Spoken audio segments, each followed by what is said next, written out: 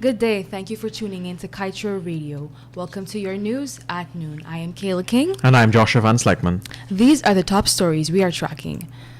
Government will wait until LISA 1 environmental permit expires to impose new standards, but says nothing about clawing back value in Stabroek Block contract.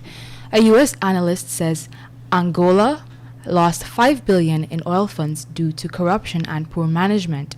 Guyana should steer clear of this.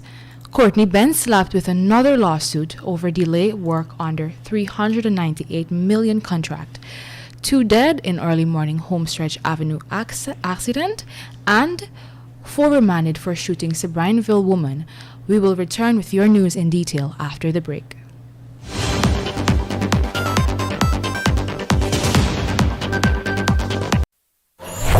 Digicel Prime Bundles just got better with 3 new apps. Watch more with PlayGo. Share more with Sportsmax. Read more news with Loop. Listen more with D-Music. Plus extra data. It's simply more bundled together. 51 gigabytes for 7 days for only $2,000. Live the experience with Digicel. Activate today on the My Digicel app.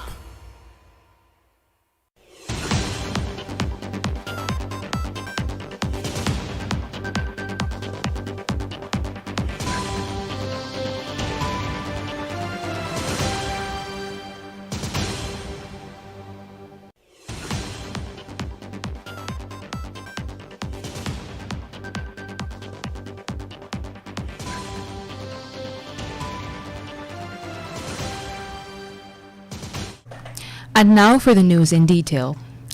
The LISA Phase 1 environmental permit lacks requirements for comprehensive insurance for natural disasters and bears no provisions to fine ExxonMobil for flaring, as does the Payara permit. Though the EPA has the authority to bring the document in line with new standards at any given time, Vice President Dr. Barajagdio said that government will not seek to impose newer standards until the document expires next year. Additionally, despite calls for permits to be used as bargaining chips to secure better fiscal terms in Guyana's petroleum agreement with ExxonMobil and partners for their Stabroek Block operations, the Vice President made no mention of an intention to do so, consistent with his previous statement that it is wishful thinking to use a permit to get a better deal. And let's tell you that Arthur Deakin, an analyst at the Americans Market Intelligence and International, that should be an intelligent and research firm, has cautioned Guyana to ensure that quote-unquote mismanagement and political cronyism are absent from the regulation of the Natural Resource Fund. Deakin referenced countries that Guyana should take lessons from in avoiding the poor regulation of fund. In turning to a country that mismanages natural resources fund, Deakin referenced Angola.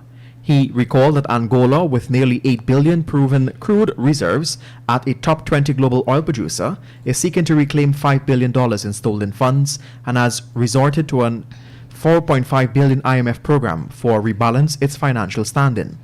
Deakin concluded that Guyana must do all it can to avoid an Angola-like situation. Thank you for that, Joshua. Attorney General and Minister of Legal Affairs Anil Nandlal is suing Courtney Ben Contracting Services for over failure to complete works on the Linden Technical Institute dormitories. According to court documents, the contract of $398.2 million Guyana dollars for the construction of the dormitories was signed on July 3, 2017. Under that agreement, Courtney Ben was scheduled to complete a program of works on or before February 2019, but failed to do so. As a consequence of the failure, Nandlal said that Ben breached the conditions of the contract. And now for some tragic news. An early morning accident in Homestretch Avenue, Georgetown, has left 2 young people dead, 3 hospitalized, and a 19-year-old driver in custody. The deceased has been identified as 18-year-old Tanika Haley, a mother of 1, and 19-year-old Derika Gittins. While the injured occupants were identified as Delvin Luthers, Joel Rose, and Troy Glenn, the occupant was traveling in a motor car. Police said that the teen driver was proceeding west in the northern direction of the road, reportedly at a fast rate, when he lost control of the motor vehicle and crashed into a utility pole on the parapet before tumbling a few times and turned turtle in a nearby trench. The investigation into the early morning accident is ongoing. And now let's tell you, 4 men who allegedly shot and robbed a businesswoman, 50-year-old Selena Edwards, in front of her home were on Friday last remanded to prison. The defendants, Orvin Grant, German Hassan, Russell Bowman, and Ronley Rampersad, appeared together before Magistrate Leroy Daly at the Georgetown Magistrates Court. It is alleged that on February 6, 2020, armed with a gun, they shot and robbed the businesswoman Edwards of $200,000 in cash at Sebrianville, Georgetown. The defendants pleaded not guilty and were refused bail by the magistrate, with one of the reasons being that they are being investigated for all their crimes. They are expected to return to court on March 5th. And on that note, before a short commercial break, let's tell you what's coming up next. Suriname in no rush to pump out oil, while Guyana government says, pump, baby, pump. $50 million set aside to help victims of domestic violence. Meanwhile, government had asked Stabroek Block partners to bid to market Guyana's 4th oil lift, and government looking to establish data center to monitor oil operations. Do stay tuned. Weak systems of governance and the absence of the rule of law both combine to form the perfect stage for corruption to flourish. As part of our anti-corruption fight at Kaieteur Radio, we invite you to join us every Tuesday evening from 7:30 p.m. as we embark on the most needed quest to remove the tentacles of corruption from our systems. See you then for our latest program called Governance, Corruption, and Justice. A lot has happened since oil was discovered in 2015. The petroleum industry is an ever-changing web of oil, gas, politics, and money.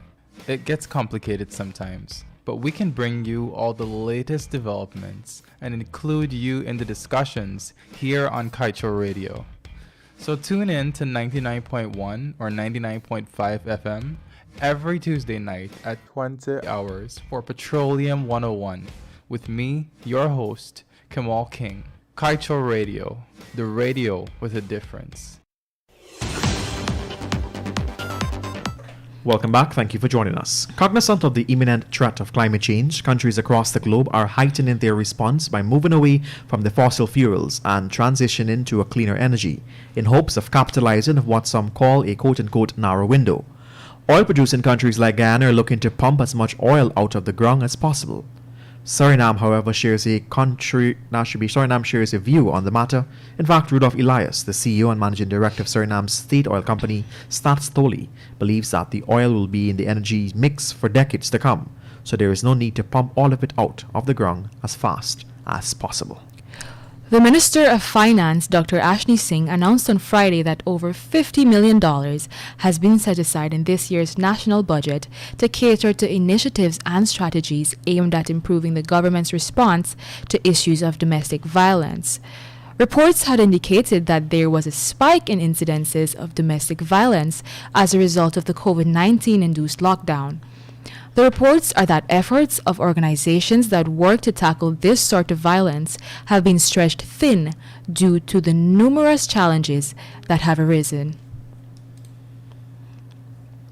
We tell you now that Vice President Dr. Barrett Jagdeo said that the government abandoned the regular evaluation process to select a marketer for Guyana's 4th oil crude lift from ExxonMobil Liza Phase 1 operations because it was non-transparent and unacceptable. He added that the government decided to ask the Stabroek Block co-ventures, ExxonMobil, Hess, and CNOOC to submit bids instead. The first 3 lift Guyana received had been marketed by Royal Dutch Shell. We had noticed in multiple reports that although the sale of the 4th lift was completed since December, the government hadn't made public the process by which it selected Hess to market the lift. Still on the Vice President, he revealed that a data center to provide the government with real-time daily updates on ExxonMobil's operation in the Stabroek Block is in the works for Guyana.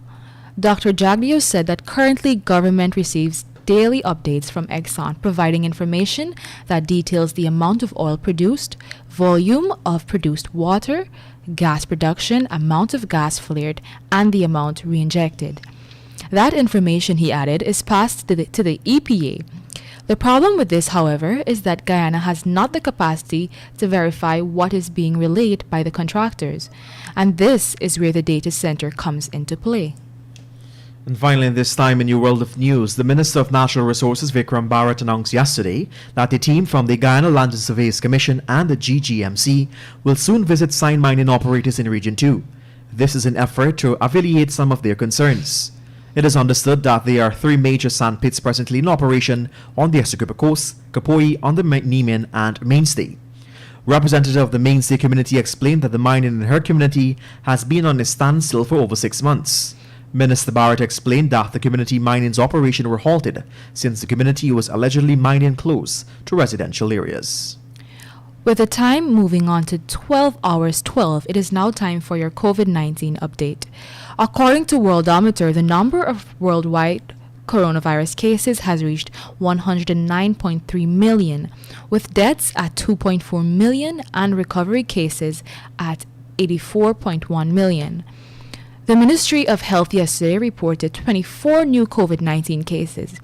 The total number of confirmed cases has increased to 8,231. 8 patients are in the COVID-19 ICU, 45 in institutional quarantine, 24 in institutional isolation, and 609 in approved home isolation.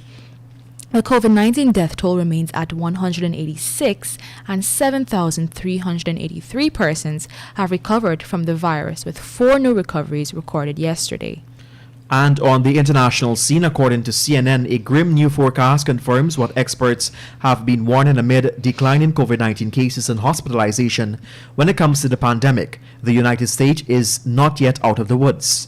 Another 130,000 Americans are projected to die of the virus over the next 3.5 months, according to the latest model from the University of Washington's Institute for the Health Metrics and Evaluation. And also sticking on the international scene for your COVID-19 update, former President Donald Ramata's condition after testing positive for the COVID-19 becomes so concerning last October that there was talks of putting him on a ventilator.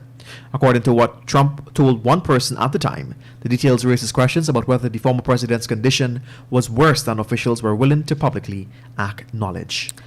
Okay, thank you, Joshua. That just about wraps it up for today's News at Noon. But before we go, let's head over to page 7 of today's Kaieteur News for the dedicated blunt comment. Indeed, and we tell you now that Vice President Dr. Barrett Jagdeo is a brilliant man. That is no secret, rather.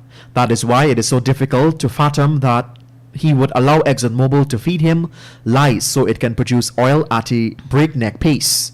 Meanwhile, in Suriname, there is no hurry to deplete the oil reserves. Suriname knows that there is time, and it is using the time to develop its capacity to monitor before the oil company pumps out all the crude. Can we please learn from them, for the love of God? Thank you again once more, Joshua. And with that, we've come to the end of today's News at Noon. I am Kayla King. And I am Joshua Van Slyckman. Thank you for listening.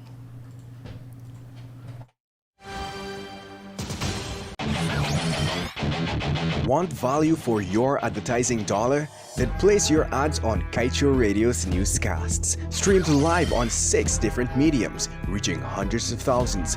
Advertise today and watch your dollar grow. Call us on 225-8465 or 226-8210 today.